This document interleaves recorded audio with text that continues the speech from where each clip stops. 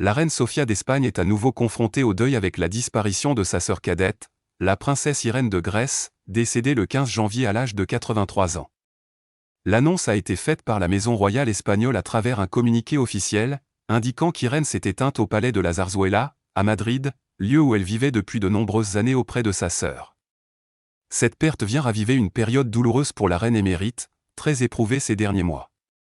Selon les informations communiquées, les hommages officiels et les funérailles seront organisés dans les prochains jours. Une cérémonie se tiendra d'abord en Espagne, avant que le cercueil ne soit transféré en Grèce.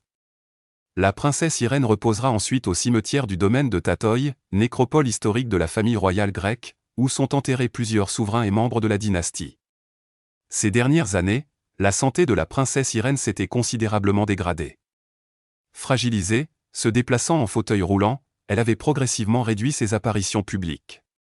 Malgré cela, elle tenait à rester présente lors des grands rendez-vous familiaux. En février 2025, elle avait ainsi assisté au mariage du prince Nicolas de Grèce, témoignant de son attachement indéfectible à sa famille. L'été dernier, l'inquiétude autour de son état s'était accentuée lorsque la reine Sofia avait renoncé à son traditionnel séjour à Majorque afin de rester à Madrid pour veiller sur elle.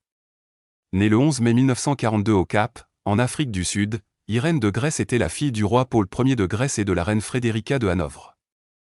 Sœur discrète mais très proche de Sofia, elle n'a jamais fondé de famille et n'a pas eu d'enfant, consacrant l'essentiel de sa vie à ses proches et à diverses causes culturelles et caritatives.